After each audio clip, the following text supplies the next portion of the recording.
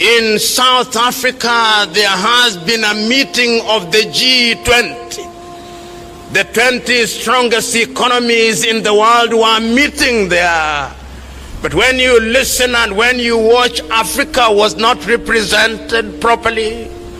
During the same time, in Luanda, Angola, there was yet another meeting of the European Union and the African Union. And when I listened to African leaders, I was disappointed. We are the only continent in the world that still goes to the slave master to ask the slave master, how can we be better in freedom? As I talk to you now, Africa is at crossroads. We are asking ourselves, which road should we take? And permit me a little latitude. Because as I speak to you now, Africa is crumbling. If you doubt me, look at what is happening in Sudan. They do not have the luxury of celebrating an anniversary in Khartoum. They are fighting, killing each other. The worst humanitarian situation in the world as I speak. Central African Republic is in crisis. Southern Cameroon, they have not gone to school for the last 3 years or more. Guinea-Bissau, a coup d'etat yesterday. Eastern Congo. Africa is at crossroads. Honorable Vice Chancellor, let me start by congratulating the University of Ilorin on the occasion of their 50th anniversary. This is my first time at this university. And I can assure you that I have visited a number of universities in the continent of Africa and in the world. And you are better than far.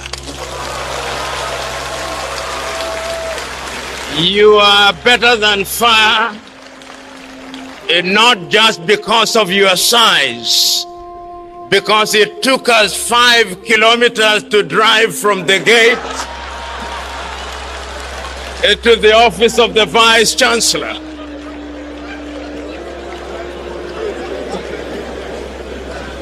And you know, even if you do not have to say it yourself, a great Nigerian once said that the lizard that jumped from the high Iroko tree praised itself if there was nobody to do so. But on this occasion, I praise you. I've also had the advantage of learning something about the University of Ilorin. I have been told that from a modest number of no more than 500, the university now boasts 50,000 students. This is amazing for 50 years. It is amazing not only because of the number of students, but it is amazing because of the courses that are taught at this university. I've been told, and I've had a glimpse of some of the alumni of the University of Ilorin, including the Vice Chancellor himself, who was a PhD student here and whose inaugural address, Judex, I'm just beginning to read. I'm happy to be in this assembly. I'm also happy to be in this assembly because I've met other alumni of this university. The good professor from the University of Bamenda in Cameroon, who is present in this assembly, which is indicative of the fact that this university is spreading its tentacles in the world. During my short stay here, I've also met my good professor from Ethiopia, who is a visiting academic at this university. And as if that was not enough, I've met another professor from Pakistan, which tells me that this university is present in the world.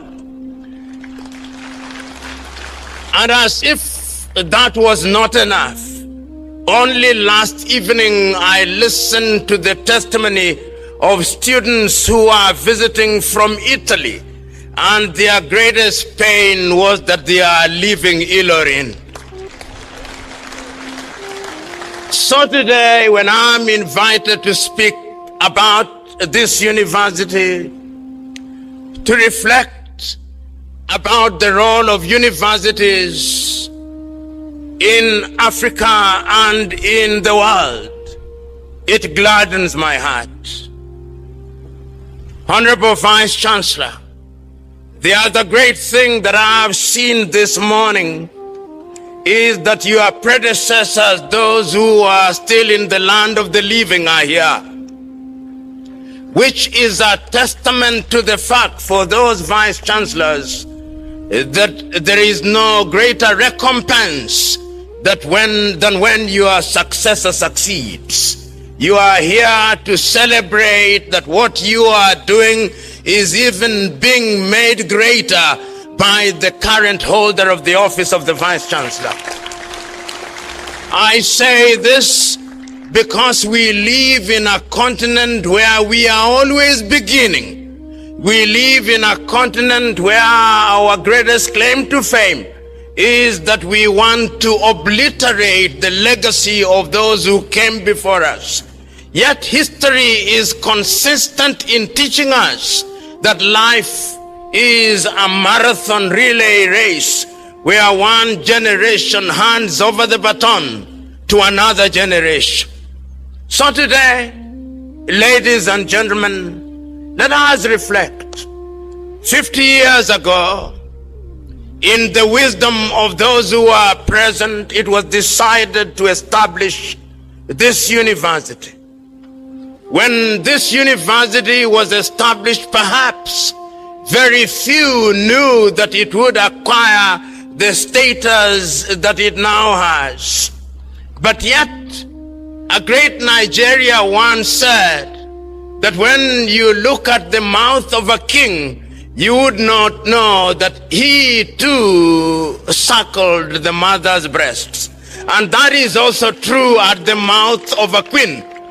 Today, when we look at the University of Ilorin, nobody would imagine that only 50 years ago it was a toddler beginning to learn not only to crawl, but even to sit. But 50 years later, we are now witnessing that it has grown into the giant that it is. It is a giant that is acknowledged not only in the community in which it sits. It is a giant that is acknowledged not only in the Kwara state where it sits. It is a giant that is acknowledged not only in Nigeria where she sits. It is a giant that is acknowledged in the continent of Africa and in the world. It is incumbent upon us, therefore, to praise those who thought about the establishment of the University of Ilorin. But as we look to the future and as we celebrate 50 years, it is incumbent upon us that we must not rest on our laurels. It is incumbent upon us to remember that Africa still is punching at the lower levels. It is incumbent upon us to remember that our education is still not revolutionizing our societies as they should. It is incumbent upon us to remember that there is work to be done.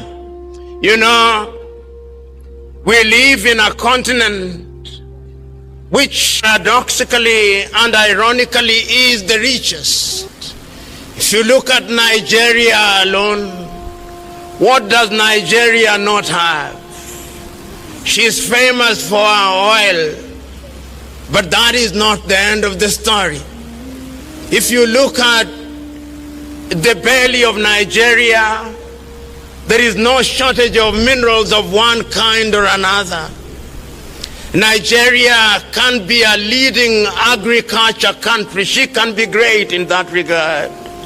If you look at the human resource that Nigeria has, you'll be amazed when you travel outside of this continent, whether it is in Europe or America, whether it's in the continent of Africa, whether you are looking for a good engineer, whether you are looking for good professors, you are looking for good doctors, you will find Nigerians.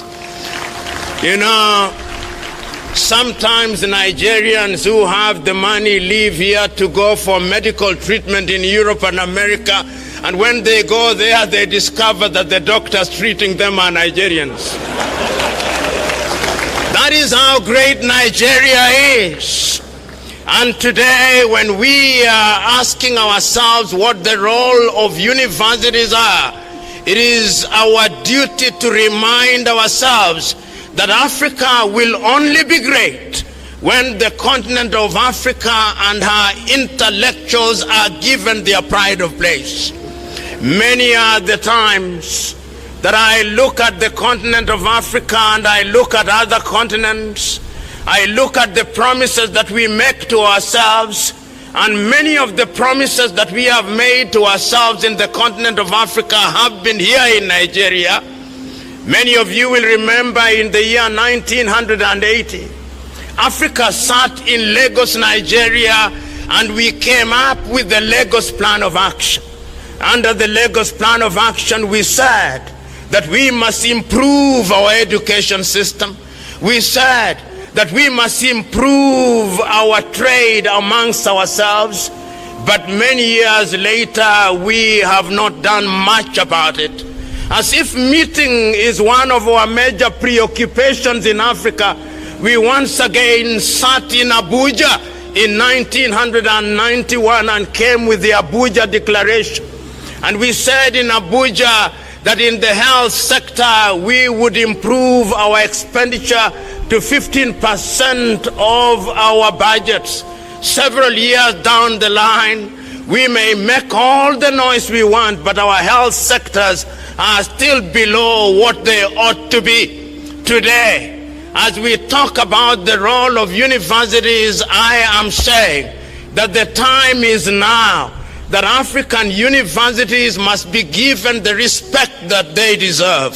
That African scholars must be given the respect that they deserve. We are the only continent in the world where academics do not get the remuneration that they deserve, but politicians are multi-millionaires. If Africa is to compete with the rest of the world, Africa must change.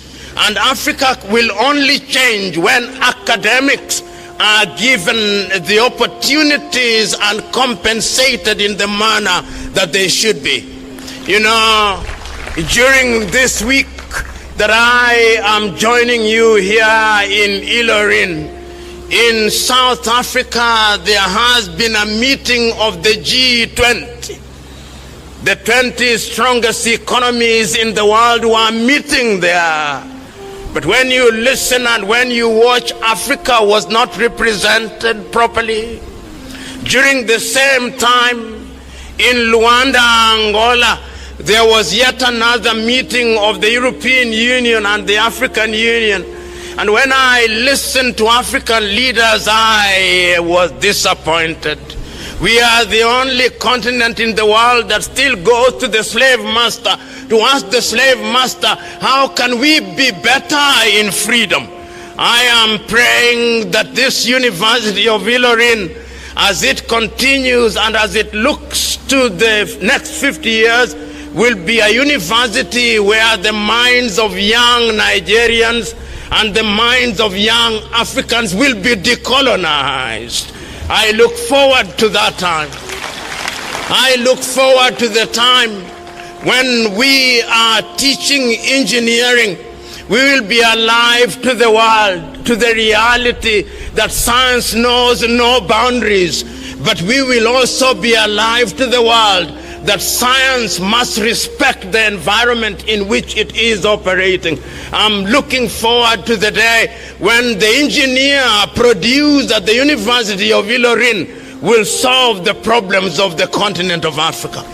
I look forward to the University of Ilorin producing a different graduate of agriculture, so that when we talk about aquaculture in Nigeria, when we talk about poultry farming in Nigeria, when we talk about sugarcane farming in Nigeria, when we talk about all these things, Africa will be ready and able to feed ourselves.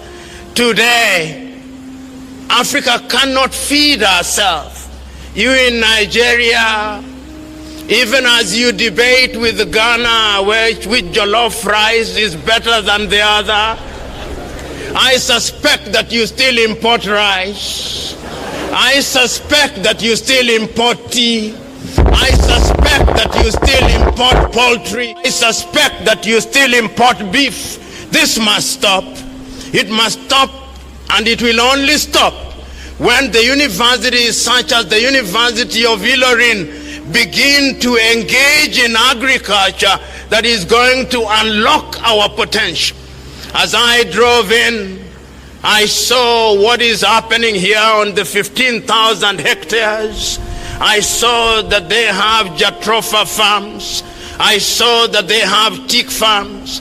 I'm informed that they produce their own chicken. I'm informed that they produce their own honey. I'm informed that they can feed themselves. If this can be replicated to Nigeria and be replicated to the continent of Africa, then we will not be a continent that is famous, or is it infamous, for going around the world with a beggar's bowl, asking from other civilizations. I'm suggesting to us that we have a duty to do so. I am also hoping that this university, as it is celebrating her 50th anniversary, will be a university that is restoring our self-esteem. For too long, we in the continent of Africa have labored under some complex. For too long, we in the continent of Africa believe that that which is ours is not good enough. For too long, in the continent of Africa, we labor under the misguided belief that we have to be acknowledged by others. It gladdens my heart that at this University of Ilorin, you are beginning to teach the next generation that Ilorin can produce university graduates that are as good as anywhere in the world. It gladdens my heart that when the Vice Chancellor was reading his speech, he did not say that he wanted to be the Oxford of Nigeria, that he did not want to be the Harvard of Nigeria. He wanted to be the Ilorin of Nigeria. The time has come that we must make reference to ourselves without trying to mimic others. And in doing so, we must also have a cultural orientation that is informed by the realities of our circumstances. And that is why it gladdens my heart, Kabiesi, when I see the traditional rulers resplendent in our presence. It is a statement that in our education we must also be culturally sensitive, because culture is what defines who we are. You know, in the Kiswahili language, which one day I hope will be the lingua franca of Africa, we say mwachamila ni mtumwa. He or she who abandons his or her culture is a slave. I hope that this University of Ilorin will make sure that cultural studies are also given their pride of place. Today, in many African universities, you see institutes from China, institutes from the United Kingdom, institutes from other civilizations. I look forward to the day when we will have African institutes teaching African languages. How is it that as I'm talking to you today, Igbo language is taught at the University of Harvard, Yoruba is taught at the University of Harvard, Hausa is taught at the University of Harvard? Tell me, are you teaching Yoruba here? Tell me, are you teaching it well? Tell me, are you teaching Igbo here? Are you teaching it well? Tell me, are you teaching Hausa here? Are you teaching it well? Tell me, are you teaching Fulfude here? Are you teaching Kiswahili here? Begin now. This is the time. Are you teaching Amharic here? No, you must. In other words, I look forward to a 50 years when there'll be a cultural revival, so that African culture and African languages are given their pride of place. You know, this country called Nigeria is a country that I make reference to not once, not twice, times without number. Because I hold the view that if this university based here in Nigeria gives the country Nigeria the prominence that it deserves, Nigeria will be great. I was telling the good Vice Chancellor that those universities in Africa that are fond of benchmarking with universities in Europe and America, they should come here. And when they come here and they see 15,000 hectares, when they see what is being done here, they will go back and rename themselves glorified high schools rather than universities. And I have no doubt in my mind that that should happen. We have the ability, and if University of Ilorin is just one of the universities in the Federal Republic of Nigeria, then you imagine what Nigeria can do. You imagine what Nigeria can do in research. You imagine what Nigeria can do in the health sector. You imagine what Nigeria can do in mining. You imagine what Nigeria can do in the blue economy. You imagine what Nigeria can do in the development of the youth. You imagine what Nigeria can do in artificial intelligence. You imagine. And stop lamenting. One of the things that we do in Africa, and if there was a gold medal in that regard, Africa would win on a daily basis. Lamentation. Agonization without organization.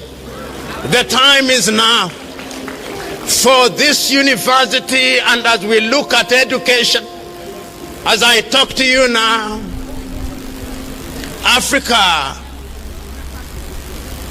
is at crossroads.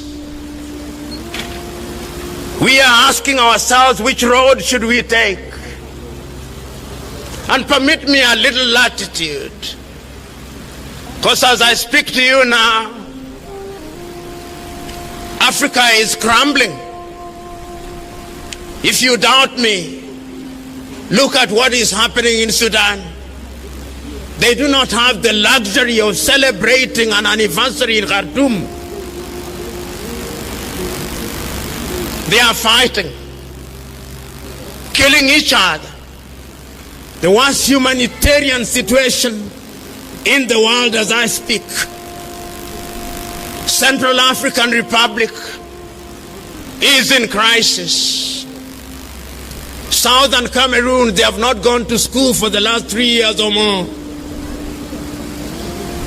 Guinea-Bissau, a coup d'etat yesterday. Eastern Congo. Africa is at crossroads. But that is not to say that there are no good things happening in the continent of Africa. There are. There are good things happening in Mauritius. There are good things happening in Little Seychelles. There are good things happening in Namibia. There are good things happening in Botswana. There are good things happening in Rwanda. But they are too small to have the impact that Nigeria would have. 1 out of every African is a Nigerian. And I've said it and I'm saying it again. When you go to any part of the world and you do not find a Nigeria, run away. Because Nigerians know where to go, and wherever they are outside of Nigeria, they create a great positive impact. And I'm suggesting to this audience here at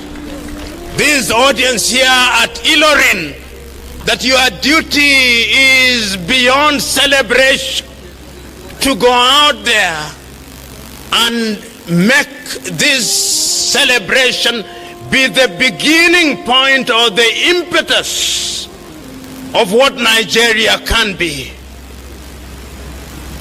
The President of the Federal Republic of Nigeria is represented here.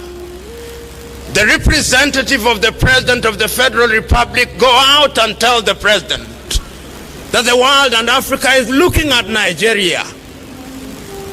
And if the President is not told, the representative of the First Lady, go out and tell the First Lady to tell the President.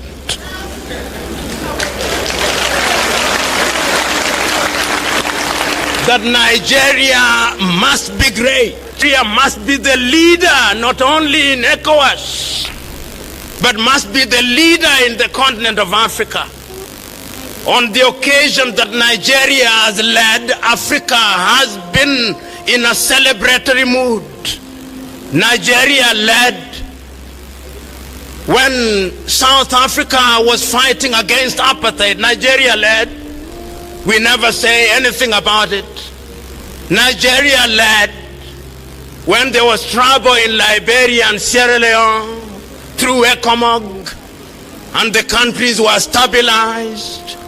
Nigeria led when the Gambia was about to go down. Whenever Nigeria leads, Africa stabilizes. Don't run away from your role. Don't be too small. And if Nigeria as a country are having difficulties on how to do it, let them come to the University of Ilorin and let them learn from this age-old saying, that is, in the same manner you fry a small fish, that you fry a big one. Ilorin is the small fish. Nigeria is the big fish. The method of frying never changes. It can be done. Ladies and gentlemen, I'm also speaking to you at a time when Africa is grappling with what she can do in order to be great. In the year 2013, Africans sat in Addis Ababa, Ethiopia, and came up with Africa Agenda 2063. Under that agenda, we made promises to ourselves. We said that we would, as a continent, be a great continent in science, in arts, in culture, in engineering, in all spheres of development, and we came up with the Africa Continental Free Trade Area. I hope that this university will be in the forefront of leading not only free trade, but free movement of people. And I therefore look forward to the day when, if I visit Nigeria, I will not be required to have a visa. I look forward to that day.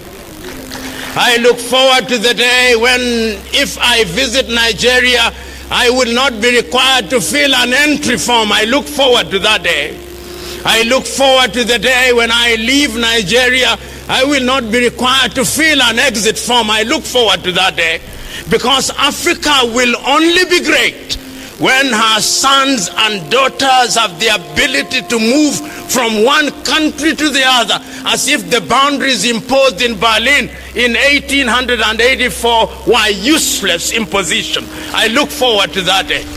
And I hope that this great country, Nigeria, will provide leadership in that regard. I look forward to the day when I visit Nigeria and I go to the breakfast room, I will not be drinking Hollandia from Coca-Cola.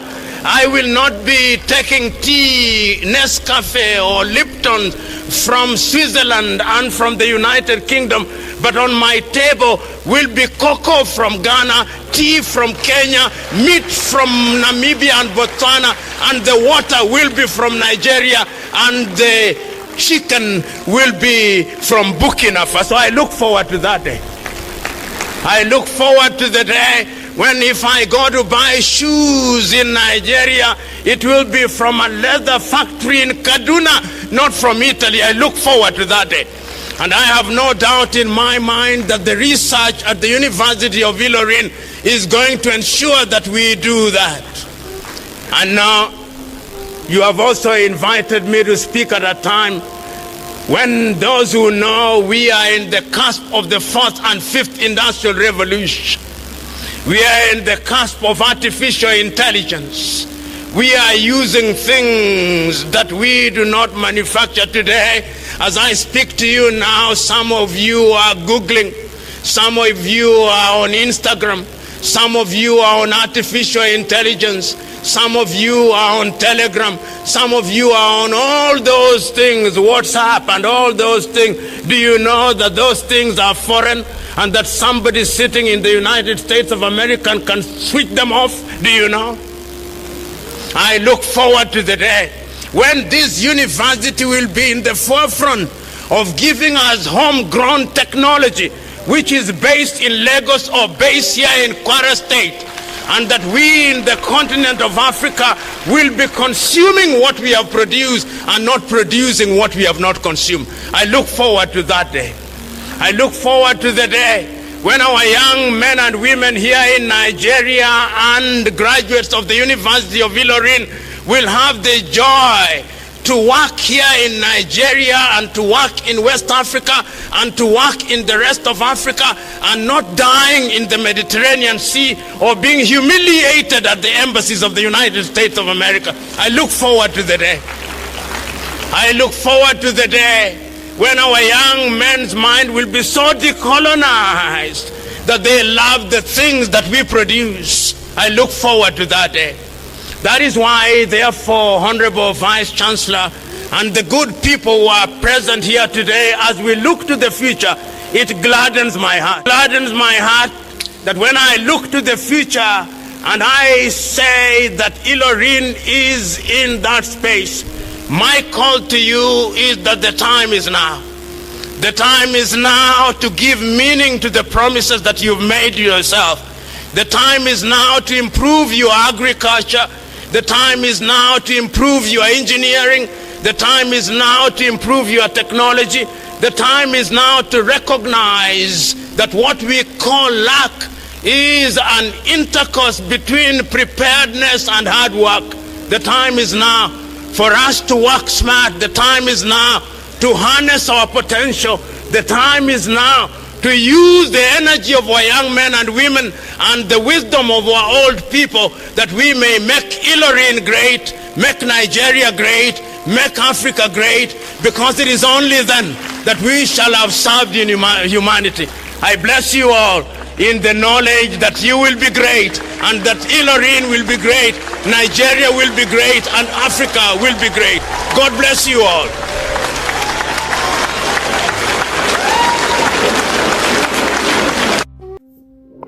Brothers and sisters of Africa, give us your valuable thoughts about this video in the comment section below.